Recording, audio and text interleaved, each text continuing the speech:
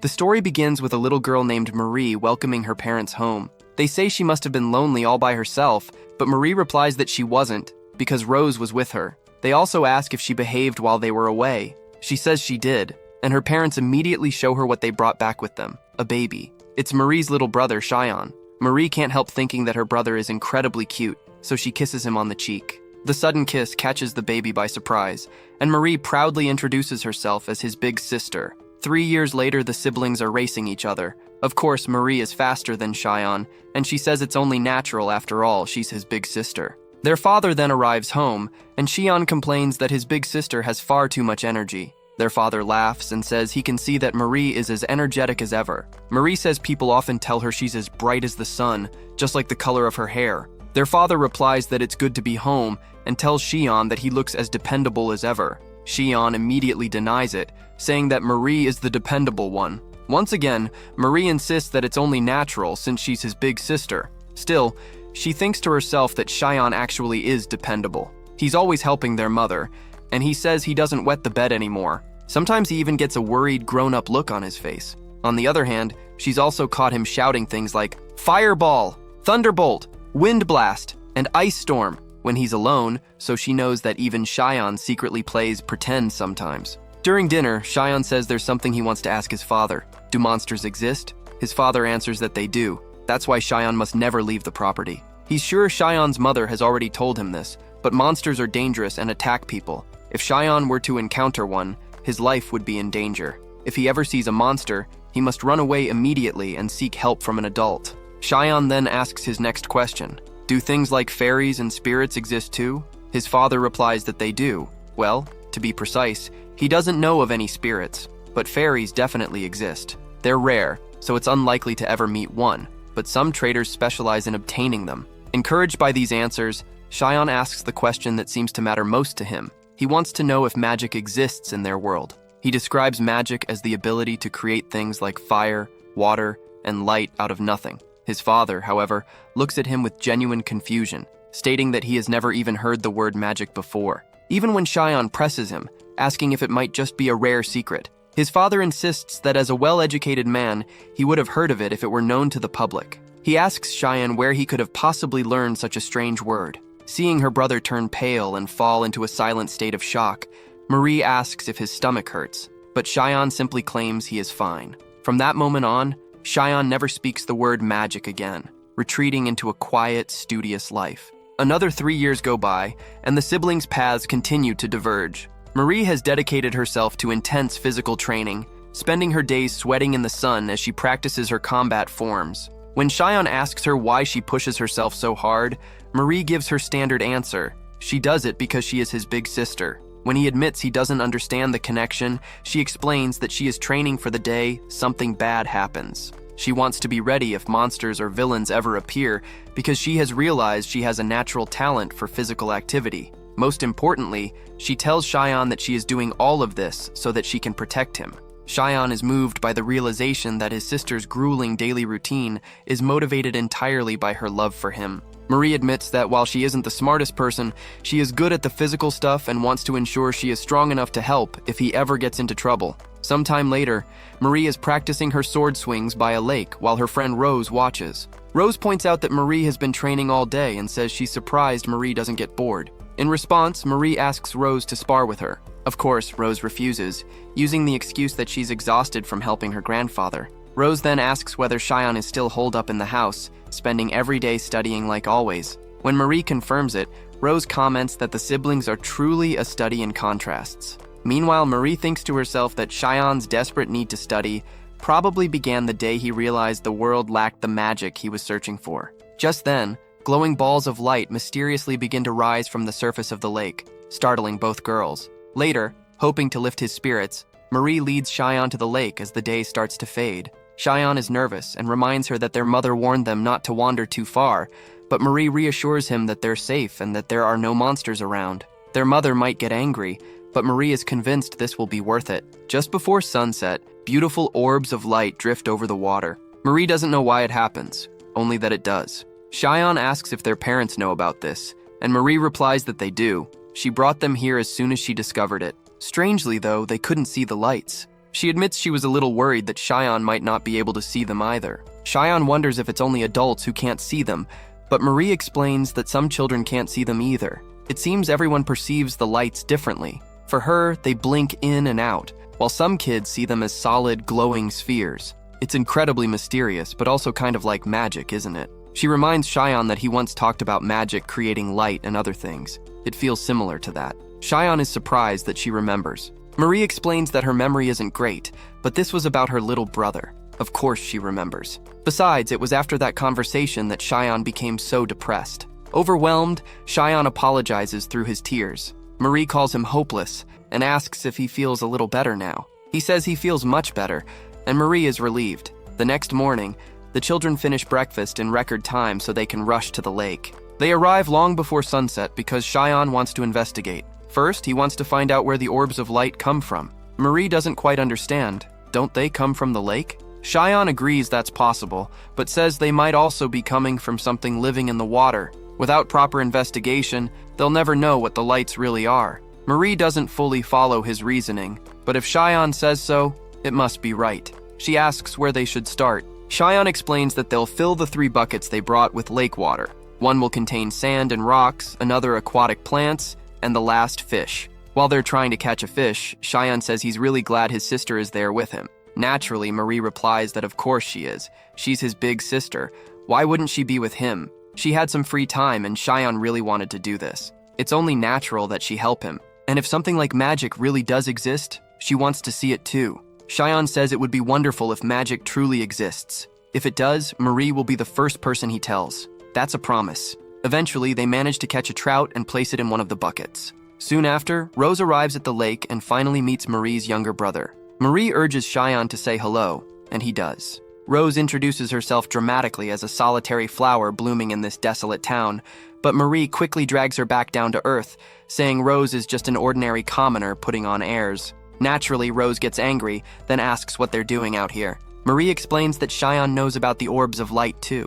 Realizing Rose is familiar with them, Cheyenne asks if she came because she's curious about the lights as well. Rose admits she did. They're beautiful, and she comes to see them sometimes. Cheyenne asks if she knows anything about what causes them or what they really are, but Rose says she simply enjoys watching them. She doesn't know anything more. As the lights begin to appear again, nothing happens in the buckets. Cheyenne says he tried to recreate the lake as closely as possible, then asks if there are other creatures living in the water besides trout. The girls agree there probably are many, but collecting all of them would be difficult. They don't even know how many different kinds might live there. In that case, Cheyenne decides to get into the lake himself. Marie doesn't hesitate and joins him. The first thing Cheyenne does is touch one of the lights. It's warm, slightly ticklish, and oddly pleasant. He then tries to look underwater, but the water is too murky to see anything clearly. Still, he learns one important thing. The lights are coming from something living underwater, possibly even a fish. It's not a plant. Whatever it is, it moves,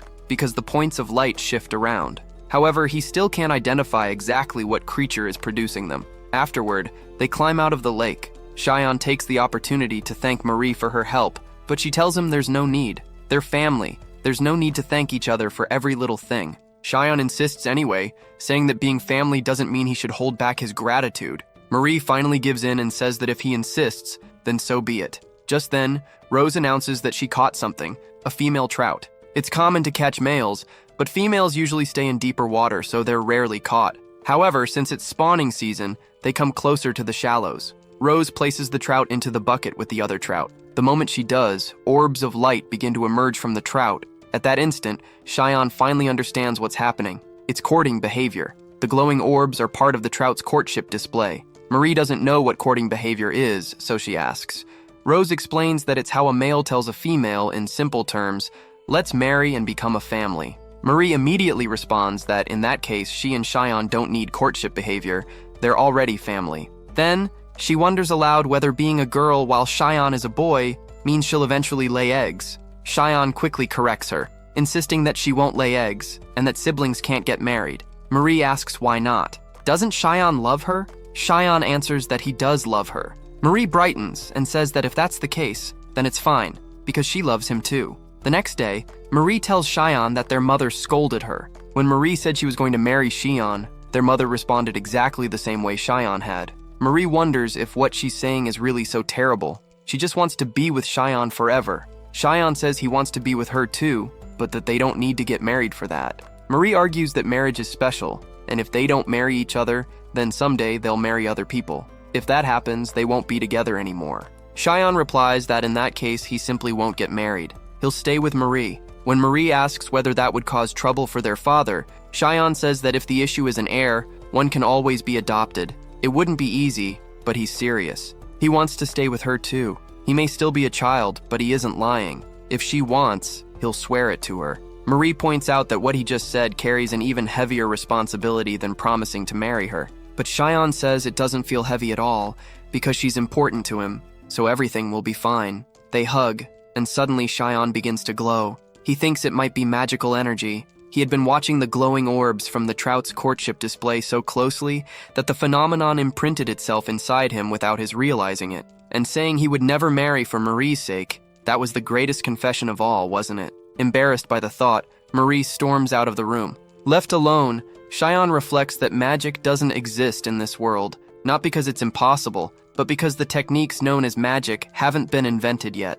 And in this world he has been reincarnated into, he decides he will create magic himself. After that, we see a man on the eve of his 30th birthday. The man who would become Cheyenne stands alone, counting down the final seconds with his heart hammering against his ribs. He had clung to a peculiar urban legend that men who remained virgins until the age of 30 would gain the power of magic. As the clock strikes 0, he shouts into the void, calling for fireballs, thunderbolts, and creatures of the abyss to appear, but the air remains cold and still. The realization crashes down on him with crushing force. There is no such thing as magic. The world is ordinary, dull, and governed only by the endless cycle of work and sleep. Moments later, he appears to suffer a heart attack. Yet even as he faces death in that world, his obsession refuses to fade. He had lived in an age overflowing with information, where any mystery could be solved with a quick search, but nothing in that digital sea had ever stirred his emotions like the dream of the unknown. That dream was the only thing that kept him going. Even though he knew deep down that such things were impossible, he believed that if you didn't try, you could never truly know. Back in the New World, Cheyenne reflects that in his second life, at the age of 6, he had nearly lost sight of his reason for living. However, his recent discovery at the lake changed everything. Cheyenne tests his theory again, attempting to summon a fireball. While nothing materializes, he doesn't feel the despair he once felt in his previous life. He is now treading carefully, knowing he has found something remarkably close to the power he seeks. His concentration is suddenly interrupted when Marie bursts into the room without warning. Cheyenne chides her, telling her she should knock first, but Marie playfully teases him, asking if he has something to be embarrassed about. Cheyenne admits that as he gets older, he likely will, but for now, he realizes her arrival is perfect timing. He asks his sister to sit with him, despite her protest that she has only come to tell him it is time for a snack. Looking her in the eyes, Cheyenne confesses that he loves her. The sudden, intense declaration sends Marie into a stuttering, blushing mess. Seeing how his body reacts, Cheyenne confirms his suspicion. The act of professing his feelings releases a surge of magical energy. He briefly worries if he will have to make such confessions every time he wants to use magic, wondering if that is simply the way the world works. Marie, sensing she is being used as an experimental subject, accuses him of treating her like a toy. Cheyenne quickly tries to reassure her, insisting that while the courting behavior of the fish inspired the experiment, his feelings for her are genuine. Marie, who is always easy for her brother to win over, forgives him instantly and becomes curious to know if he has discovered anything else. Cheyenne explains that the release of energy isn't limited to just confessions of love.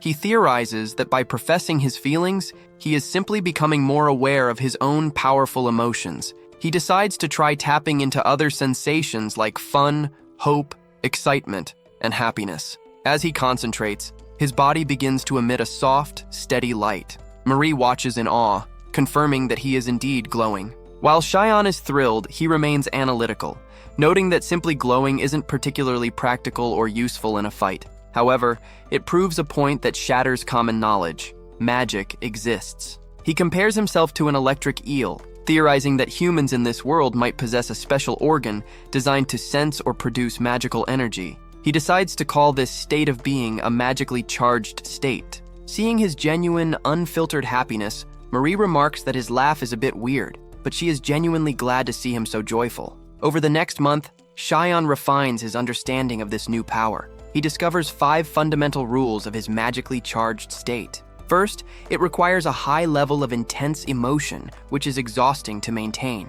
Second, there is a daily limit. Once the energy is spent, he falls into a state of total lethargy. Third, expelling nearly all his energy seems to slowly increase his total capacity over time. Fourth, the state is invisible to anyone who doesn't have the potential to use magical energy themselves. Finally, he finds that he still cannot create independent balls of light like the fish do. This final point frustrates him deeply, and he wonders if he actually possesses less magical energy than a trout. He worries about hitting a dead end, but his past life's obsession keeps him from giving up. Recalling that the fish glow first and then emit the orbs, Xion decides to try moving the energy from his body into a specific limb. It is an agonizingly difficult task because he has to think emotionally to generate the charge while simultaneously thinking logically to move the energy to his right hand. Balancing these conflicting mental states feels impossible until he shifts his perspective and focuses on how happy he would be if the energy moved. Success comes in a flash of blinding light from his palm. Though it is just light and lacks any destructive power, it is a massive step forward. He dubs this technique Magic Gathering, and the result gathered magic. His internal training is soon balanced by external demands when his father, Gawain, announces that Xion and Rose will begin sword training alongside Marie. Gawain warns them that even wooden swords can be lethal and that they must never lose focus. While Xion questions the need for swordsmanship, his father reminds him that the world beyond the town is teeming with monsters. The training session highlights the stark difference between the children. Xion proves to be remarkably ill-suited for the blade, a fact that even he has to admit. Rose, however, shows great potential, earning praise from Gawain. But it is Marie who truly excels. When she sparred with her father, her movements are so fast, they are almost a blur. Though her father critiques her for having movements that were too large, he is clearly impressed, predicting she will be a formidable warrior in a few years. As Xion continues to practice, he finds that he can now enter a charged state 20 times a day, but his progress is slowing down. He feels he needs a new perspective. Then, his father invites the children on a trip to Istria, a mid-sized town in their region. The journey is long and bumpy, leaving the children sore, but it is a vital opportunity for Xion to see the world. In town, Xion feels the limitations of his age. He wants to scout for clues about magic, but knows he has to stay close to his parents. He resolves to take mental notes for the day he can travel alone. He noticed Marie acting strangely restless, though she denies anything is wrong when he questions her. Their final stop is a smithy owned by an old friend of their father named Grast. The man is blunt and rough-spoken, having prepared a special order for them. He presents a high-quality sword, shortened and lightened specifically for a child's hands, with a beautifully decorated scabbard. It is a birthday gift for Marie. Marie feels bad that she is receiving such a fine gift while Xion gets nothing, but Xion tells her not to fret. He reminds her that he doesn't particularly want a sword, and is happy for her. Marie suggests that Xion should try being more selfish sometimes, but Xion argues that he is already selfish in the way he always relies on her. As they are leaving the town, Xion's eyes catch a sign on a nearby shop. When he asks about it, his father's tone shifts, and he tells Xion it is a place he doesn't need to know about. Xion apologizes for his curiosity, but the image remains burned into his mind. The sign identifies the shop as a fairy seller. In a world that supposedly lacks magic, a shop specializing in magical creatures is the most important clue he has ever found. Inside the quiet safety of their home, Xion focuses on the small light hovering in the palm of his hand. Marie watches with excited eyes as she counts the seconds out loud. When she reaches 10, she cheers, announcing that he has set a brand new record. While she is thrilled for him, Xion feels a lingering sense of disappointment. He thanks his sister for her help, but his face remains serious. He explains to her that while he can release more magical energy than before, simply making a hand glow does not feel like real magic yet. He wants to create something spectacular, like a soaring fireball or a crackling bolt of lightning. Xion drifts into his own world, thinking deeply about the mechanics of his power. He mumbles to himself about the connection between human emotion, intent, and the natural world. He wonders if there is a specific ratio of these feelings that triggers a physical phenomenon. He begins to ponder the strange fairy sellers, who trade creatures that look like tiny people, a concept his father clearly finds distasteful. He also considers the nature of monsters, but his internal monologue is cut short when Marie finally shouts his name in frustration, feeling ignored. Xion quickly apologizes. The peaceful atmosphere of the house shatters when heavy footsteps and urgent voices echo from downstairs. Cheyenne and Marie rush to find their father issuing orders to his men to gather weapons from the storage room. Gawain looks at his children and explains that goblins have been spotted near the village. Cheyenne's first instinct is one of scientific curiosity. He thinks to himself that this is a perfect opportunity to study a monster and perhaps learn something new about magical energy. However, he quickly notices the oppressive atmosphere of fear hanging over the adults. He realizes that for the people of this village, a goblin is not a weak enemy from a game, but a life-threatening disaster. Gawain orders that all women, children, and the elderly be brought to the mansion for protection. Marie tries to put on a brave face, telling Cheyenne that their father will handle everything, and promising that she will protect him herself. Before the men depart for the goblin lair, Cheyenne stops his father to ask about the physical capabilities of the creatures. Gawain confirms that goblins are not very intelligent and cannot climb smooth exterior walls. Based on this, Cheyenne suggests that the villagers hide on the second floor while barricading the doors with heavy furniture. Gawain agrees to the plan and tells Cheyenne he is counting on him to keep everyone safe. Hours pass in a suffocating silence as the villagers huddle together on the upper floor. The tension reaches a breaking point when the sound of heavy scratching echoes from the main entrance below. Marie asks hopefully if it might be their father returning, but Cheyenne points out that there was no agreed-upon signal. Suddenly, the sound of breaking glass rings through the house. A goblin has successfully breached the mansion. The bedroom door opens, and a hideous, green-skinned creature stalks into the room. Seeing the monster, Cheyenne curses his earlier curiosity, realizing how foolish he was to think of researching something so dangerous. Their mother, Emma, immediately steps in front of her children, her voice trembling as she begs the monster not to hurt them. However, she is so paralyzed by terror that she collapses to the floor. The goblin mocks her weakness with a cruel laugh. Marie refuses to back down and draws her sword, stepping forward to defend her family. The goblin effortlessly slaps the weapon out of her hand with a single strike. As the monster raises its claws to kill Marie, Emma lunges forward and takes the blow. The room erupts in screams as Marie watches her mother bleed. Seeing his family on the brink of death, a cold, protective rage ignites within Cheyenne. He knows that if he does not act, his mother and sister will be slaughtered. He ignores the warnings of the other villagers and lunges at the goblin, grabbing its arm with his small hands. As he makes contact, he sees something incredible, a faint light radiating from the monster's body. He realizes it is magical energy. Cheyenne focuses every bit of his will, commanding his own magic to gather at the point of contact. He pours his energy into the monster's limb, concentrating it until the heat becomes unbearable. The goblin shrieks in pain, desperately trying to shake the boy off. Cheyenne does not give up. He grips the monster's head, channeling an even greater surge of magical energy directly into the creature's skull. The air fills with the smell of burnt flesh as the goblin finally collapses, dead. Cheyenne stands over the corpse, trembling as he asks himself if he really just killed a monster. While the immediate threat is gone, a new crisis begins. Emma is deathly pale, having lost a massive amount of blood from the wound on her back.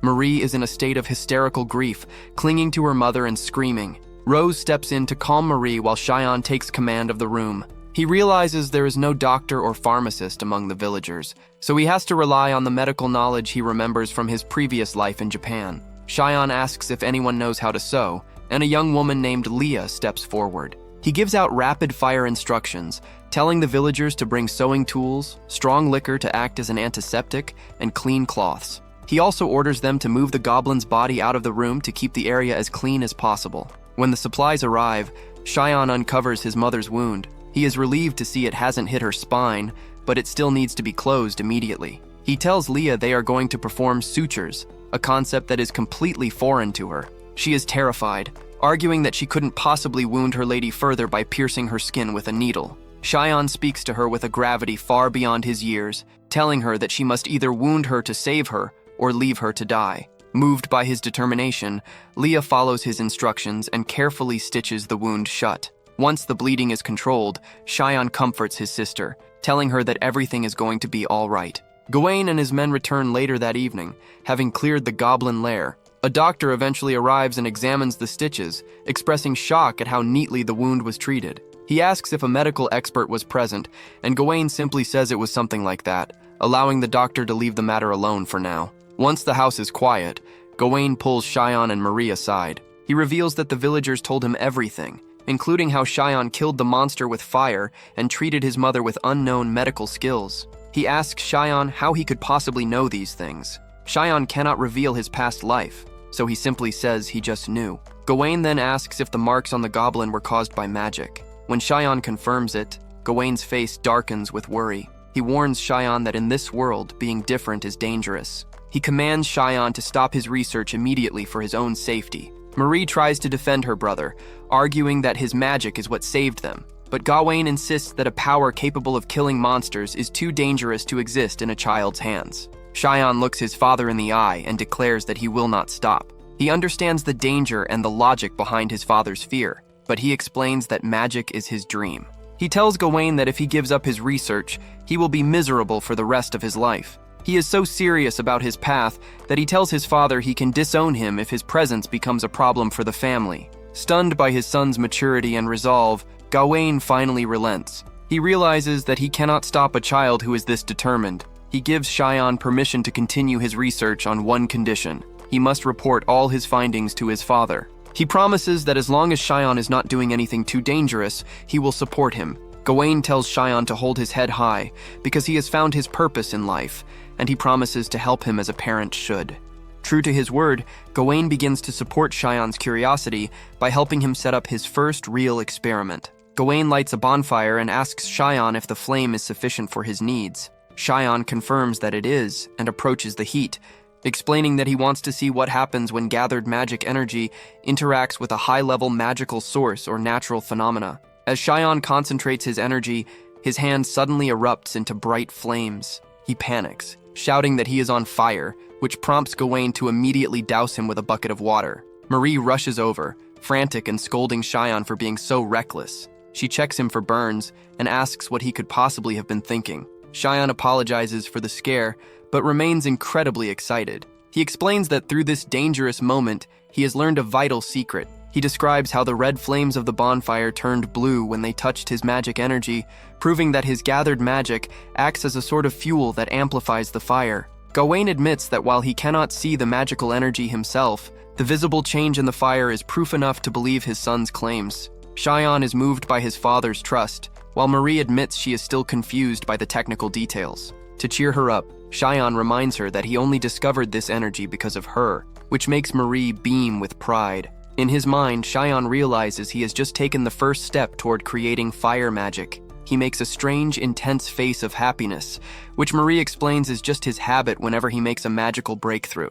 Xion reflects on how even a terrifying world can be full of wonder when there is so much to learn. The following days turn into a grueling routine of trial and error. Xion continues his research with Gawain standing by as a constant safety net, water bucket in hand. Over and over, Xion gathers magic and touches the fire, resulting in his hand catching light and Gawain splashing him. They test different temperatures and different amounts of magic energy. Xion notes that the smoke is dark gray and the flames remain blue, but the temperature of the magic fire doesn't seem to change. Despite the repeated shocks and the drenching water, Xion's spirit doesn't waver. Gawain eventually suggests they take a break, offering his son a warm drink and showing a level of care that surprises Xion. While they rest, Rose approaches. She sees that Xion is soaking wet and asks if this is another magic experiment. Xion explains the connection between his energy and the fire, mentioning that Gawain is now his primary assistant. Rose is impressed by how understanding Gawain has become. Xion takes a moment to thank Rose for being so considerate after the goblin attack, admitting that her kindness made him happy. Rose brushes off the thanks, insisting that Xion is the one who saved them all. She then asks where Marie is, noting that the girl is usually glued to Xion's side. Xion looks toward where his sister is training alone, and Rose suggests that Marie might still be struggling with the events of the goblin fight. She advises Xion to make sure Marie knows he is on her side, as that is likely what she needs most. After many sessions, Xion organizes his findings for his internal records. He realizes several key points. Energy volume.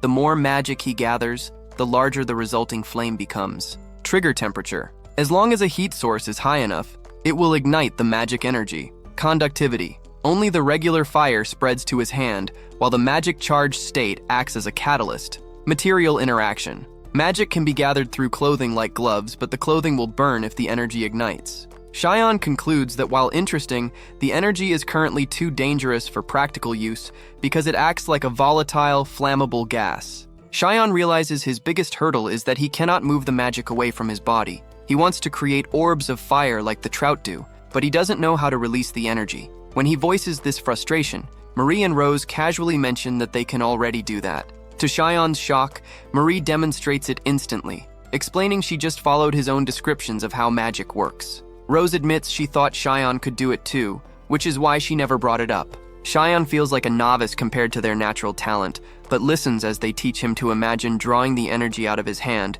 without releasing it all at once. With this new technique, Cheyenne takes everyone outside for a final test. Instead of using a bonfire, he uses a handheld fire striker. He releases a small orb of magic and strikes a spark into it. The orb ignites into a floating ball of fire and shoots forward. Gawain is stunned, realizing he has just witnessed true magic. Rose and Marie are equally impressed. Cheyenne is overcome with joy, realizing that after 30 years, including his previous life, he has finally used magic of his own creation. He names this prototype spell Flare. Though it isn't strong enough for combat yet, it is a monumental success that makes him wear his creepy face of progress once again.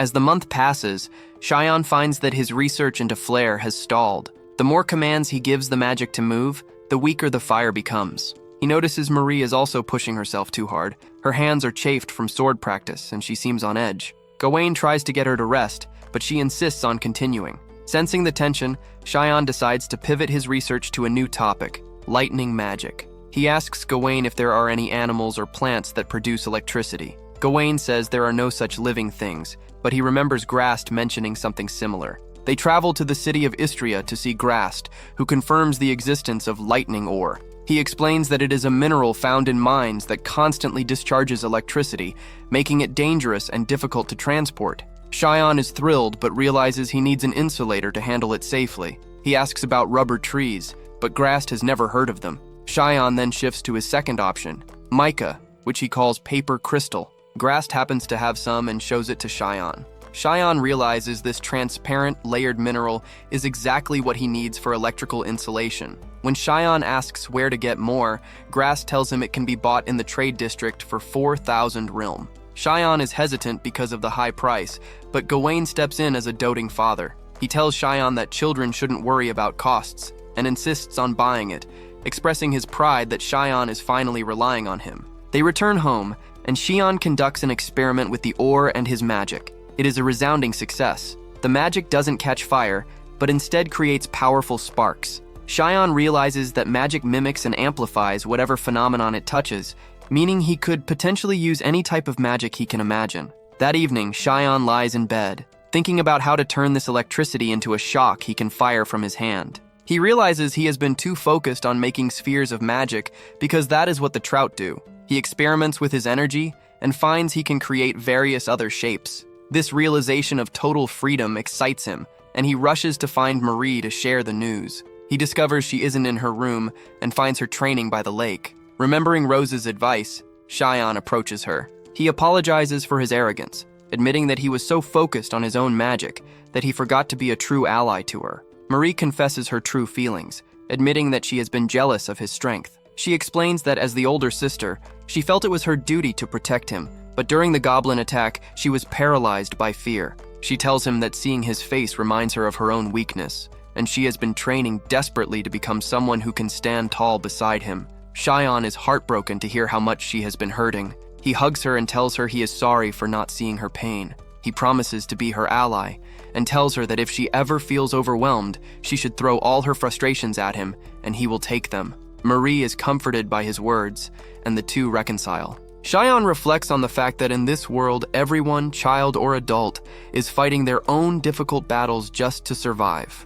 The days following Cheyenne and Marie's reconciliation bring a new kind of atmosphere to the household. While the tension is gone, it is replaced by an overwhelming amount of affection from Marie, who now refuses to leave Cheyenne's side. And while Cheyenne appreciates the bond, he finds it difficult to focus on his work. One day, Cheyenne finally asks Marie if she can step back just a little bit. He explains that he is about to start a magical experiment and worries that she will be in danger if she stays too close. Marie looks hurt for a moment and asks if she is in his way, but Cheyenne quickly reassures her that she isn't the problem. He simply needs space to conduct his research safely. Satisfied with this explanation, Marie moves to a safe distance, allowing Cheyenne to begin his latest series of trials. Cheyenne has spent his time lately practicing how to gather and manipulate the shape of his magical energy. He discovers that he can stretch the energy into very thin, big shapes, though this doesn't actually increase the total amount of power he has. Instead, spreading it out makes the energy thinner and less effective.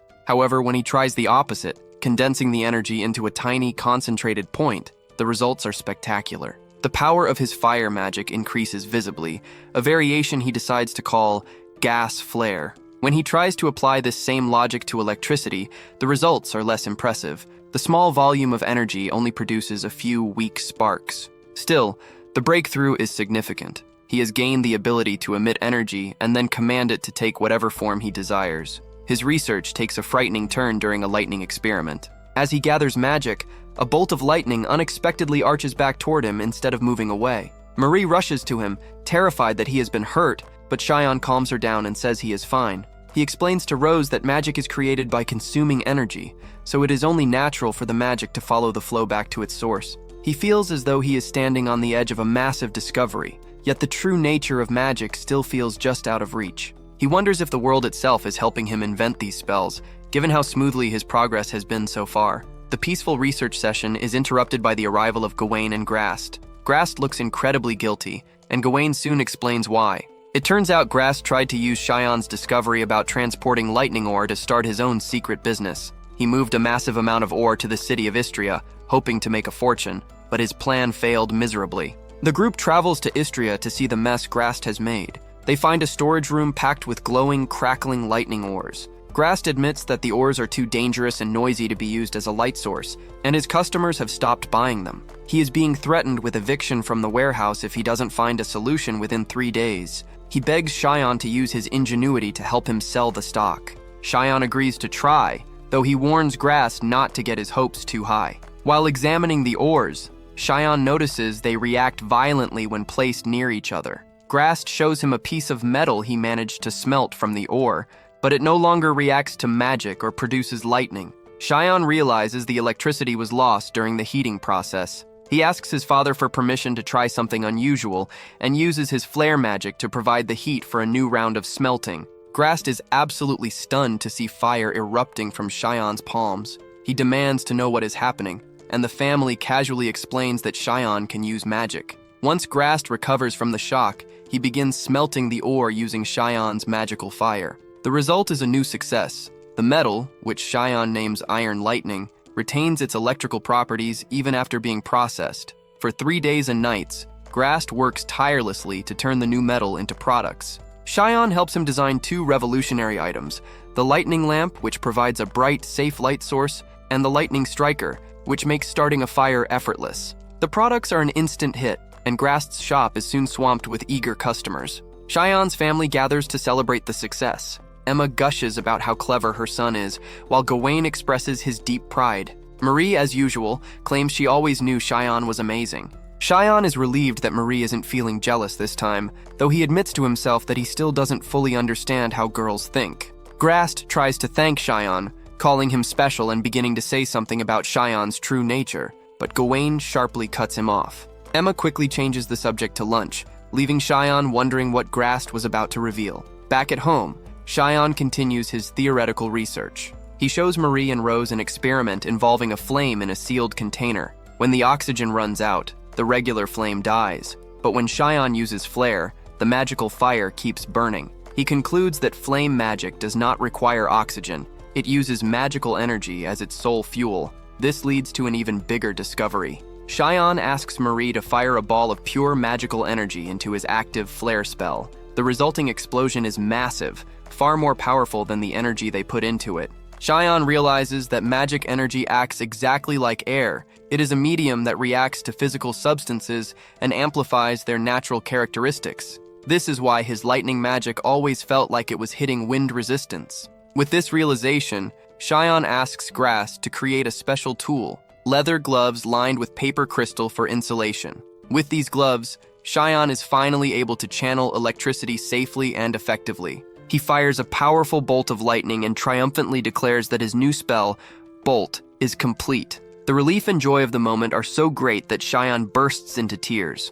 Marie teases him for being a crybaby, but the atmosphere is one of pure celebration. Late that night, Cheyenne gets up to use the bathroom and overhears the adults talking in the other room. Grast is arguing with Gawain, telling him that Cheyenne's magic is a valuable commodity that shouldn't be hidden. Gawain counters that Cheyenne is wise and won't grow arrogant, but he admits that he often forgets Cheyenne is just a child. Then, Gawain drops a bombshell. He tells Grast and Emma that he can't help but see Cheyenne as special because of the person who entrusted the boy to them. Cheyenne stands frozen in the hallway as the weight of those words sinks in. He realizes with a shock that he might not be related to Gawain, Emma, or Marie by blood at all.